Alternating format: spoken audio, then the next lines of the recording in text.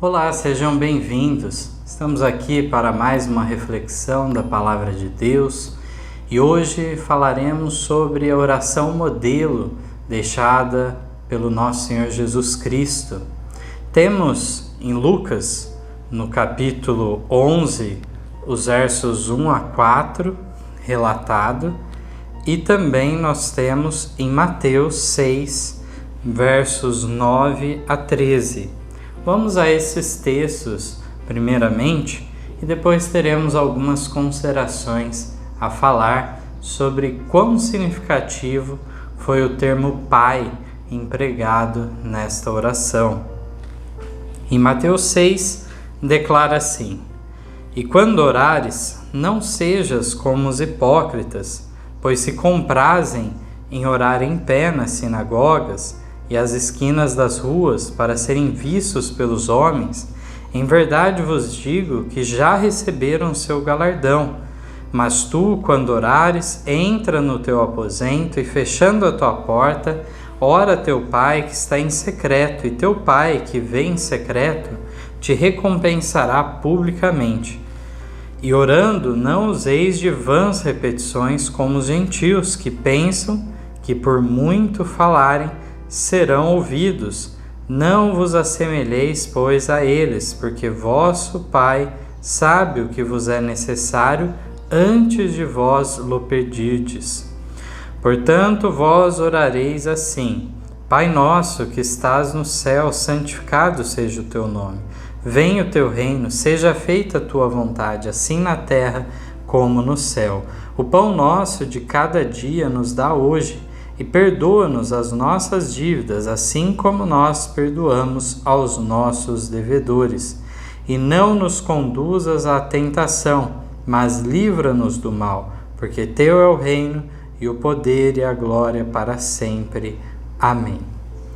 Então nós encontramos aqui nos versos 9 a 12 propriamente, a parte então em que Jesus, ao decorrer da sua explanação no Sermão da Montanha, que inicia lá no capítulo 5, se estende até o capítulo 7, e no meio nós encontramos a oração como deveria ser feita, uma oração modelo, não que devesse isso se tornar uma reza repetitiva. Os próprios versos anteriores falaram contra tal costume que havia já entre os pagãos, de vãs repetições, como isso viesse então a fazer com que a pessoa alcançasse o favor de um Deus. Aqui nos versos 9 a 12 nós temos essa oração modelo, mas lemos também os versos 5 a 8, que nos trazem orientações gerais sobre a oração que se contrapõem ao que os judeus justamente procuravam praticar muitas vezes, e Jesus então, condenando principalmente a atitude dos fariseus, que eram então grande parte hipócritas, então revelavam uma aparência de piedade muito grande, mas interiormente estavam cheios de corrupção, enquanto que a reforma verdadeira na vida de uma pessoa, ela começa dentro dela, na transformação interior, e isso vai se expandir de maneira a se manifestar exteriormente. Mas eles tomavam o caminho oposto e se preocupavam então de serem vistos pelos homens. E Jesus então deixa muito claro que para esses a recompensa já foi dada, já receberam sua recompensa de algum reconhecimento, de pessoas admirarem, quererem imitar até as atitudes deles nessa aparência de piedade, mas da parte de Deus não viria nada. Aqui nós vemos que também havia uma atitude arrogante, uma atitude prepotente na oração em pé, e também outras vezes mesmo fora da sinagoga, na rua para ser visto pelos homens. Vemos também a questão de maneira secreta, por isso que fala de fechar a porta, e dessa maneira abrindo o coração a Deus de maneira secreta, Deus então recompensaria este que se achegasse a Ele em sinceridade de coração. Aqui fala de não usar vãs repetições, e isso não vai garantir ser ouvido ou não por Deus. Deus sabe, na realidade, o que nós precisamos, mesmo antes de abrirmos nossos lábios em prece a Ele. Mas é necessário que, através da oração, muitas vezes, não que nós vamos transformar a vontade de Deus, mas nós mesmos sermos transformados à sua semelhança. E também melhor compreendermos a providência divina, seja quando Ele atende às nossas orações de maneira evidente, claro, ou quando Ele não atende, o porquê que se deu tal coisa. Em Lucas, no capítulo 11, os versos 1 a 4, diz assim: E aconteceu que, estando ele a orar num certo lugar, quando acabou, lhe disse um dos seus discípulos: Senhor, ensina-nos a orar, como também João ensinou aos seus discípulos. E ele lhes disse: Quando orardes, dizei: Pai nosso que estás no céu, santificado seja o teu nome, venha o teu reino, seja feita a tua vontade, assim na terra como no céu. Dá-nos cada dia o nosso pão cotidiano, e perdoa-nos os nossos pecados, pois também nós perdoamos a qualquer que nos deve, e não nos conduzas à tentação, mas livra-nos do mal. Em essência, a mesma leitura nós acabamos tendo aqui em Lucas, mas em outro contexto, Jesus está repetindo novamente essa oração modelo. Uma vez que em Mateus 6 fez parte do seu Sermão do Monte, aqui chega um momento em que eles veem Jesus orando e sentem a sua debilidade, a sua fraqueza espiritual, a sua insuficiência, e pedem a Jesus que Ele os orientasse, ensinasse de como orar. E então, aqui nós vemos mais uma vez Jesus orientando neste sentido. No Fundamentos para a Educação Cristã, na página 309, temos um comentário da autora Ellen White, muito significativo sobre o Pai Nosso. Ela diz assim: Conquanto tivessem as Escrituras que testificavam de Cristo, os judeus não foram capazes de discernir a Cristo nas Escrituras. E embora tenhamos o Antigo e o Novo Testamentos, os homens torcem as Escrituras para escapar de suas verdades. E em suas interpretações das Escrituras, eles ensinam como faziam os fariseus, os preceitos e as tradições dos homens em lugar dos mandamentos de Deus. Nos dias de Cristo, os dirigentes religiosos haviam por tanto tempo apresentado ideias humanas diante do povo que os ensinos de Cristo se opunham em todo sentido às suas teorias e práticas. Seu sermão na montanha contradisse virtualmente as doutrinas dos presunçosos escribas e fariseus. Eles haviam representado tão mal a Deus que ele era considerado um juiz severo, destituído de compaixão, misericórdia e amor. Apresentavam ao povo inumeráveis preceitos e tradições como procedentes de Deus, embora não tivessem um assim diz o Senhor por sua autoridade. Conquanto professassem conhecer e adorar o Deus vivo e verdadeiro, desfiguravam-no completamente. O caráter de Deus, da maneira como era retratado por seu Filho, constituía um assunto original, uma nova dádiva ao mundo. Cristo fez todo o esforço possível para remover de tal modo a deturpação feita por Satanás que pudesse ser restabelecida a confiança do homem no amor de Deus. Ele ensinou os homens a dirigirem-se ao Supremo Governador do Universo pelo novo nome Pai Nosso. Este nome indica sua verdadeira relação para conosco, e quando proferido com sinceridade pelos lábios humanos, é qual música aos ouvidos de Deus. Cristo nos conduz ao trono de Deus por um novo e vivo caminho, a fim de apresentá-lo a nós em seu amor paternal. Nós vemos de maneira clara como que ao decorrer dos séculos a acabou se perdendo muitas vezes a essência, o sentido de certas orientações que Deus tinha dado ao decorrer de vários séculos para o povo de Israel. Nós encontramos de maneira clara que eles torciam as Escrituras, escapavam de suas verdades e no lugar foram colocados preceitos e tradições de homens que acabavam conflitando com a vontade de Deus. Nós encontramos também aqui que era tão mal representado Deus que era visto como um juiz severo, sem compaixão.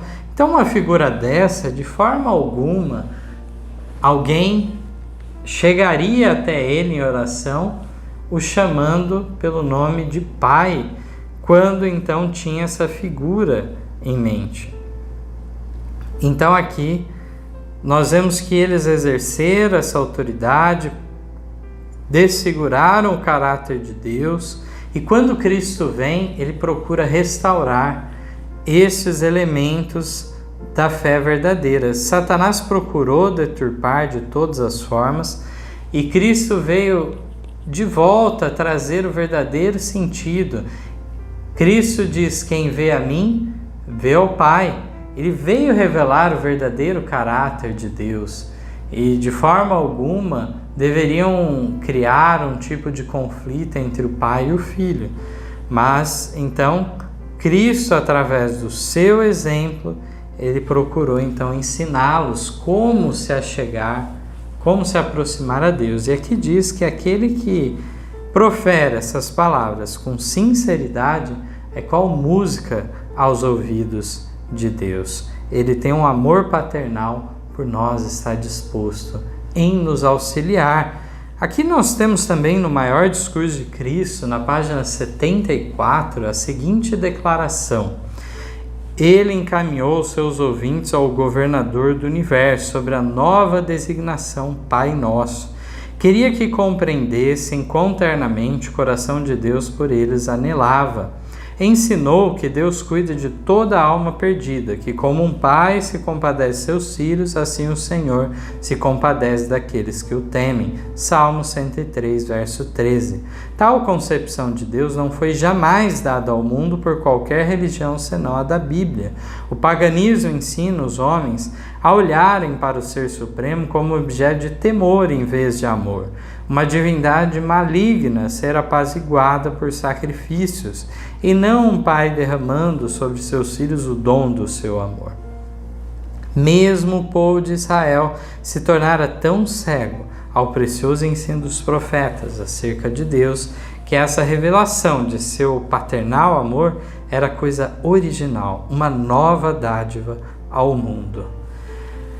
Realmente é de se espantar o desvio que acabou ocorrendo por parte dos judeus nesses aspectos, se assemelhando cada vez mais à visão que tinham de Deus os pagãos.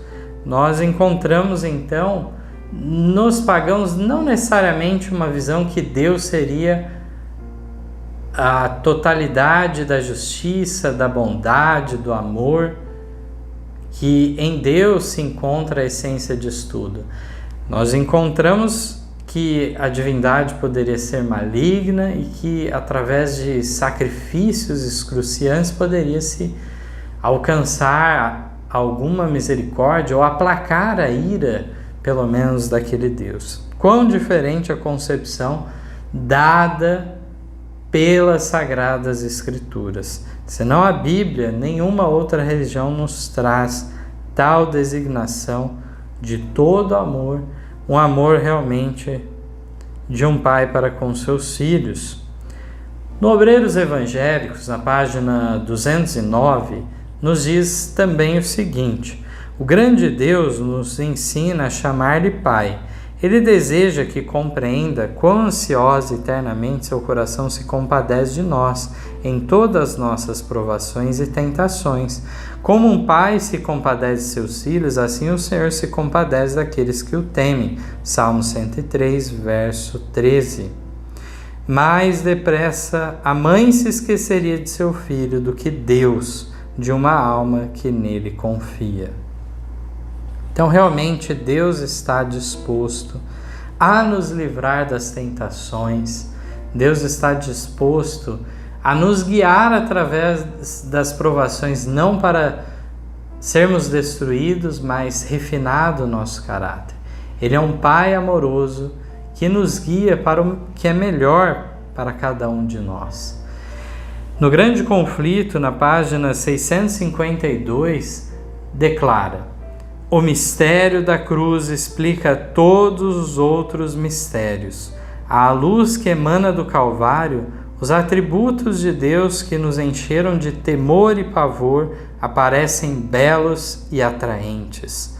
Misericórdia, ternura e amor paternal são vistos a confundir-se com santidade, justiça e poder. Enquanto contemplamos a majestade de seu trono alto e sublime, vemos seu caráter em suas manifestações de misericórdia e compreendemos, como nunca antes, a significação daquele título enternecedor, Pai Nosso. Na cruz, nós encontramos o ápice da revelação divina. Nós vemos que Cristo veio ao nosso encontro. Se, tal como aquele pastor, Deus não tivesse vindo atrás de nós, desgarrados, nunca volveríamos ao aprisco de Deus. Encontramos que na luz que emana do Calvário, os atributos da divindade são manifestos de maneira correta. Nós vemos misericórdia, ternura, amor paternal, mas também vemos santidade, justiça e poder. O pecado não poderia ficar sem ser pagado. Era justa a condenação eterna para este mundo e seus seres. A partir do desvio, então, dos nossos primeiros pais, se uniram com o grande rebelde, mas uma segunda oportunidade foi dada para a humanidade através de Cristo.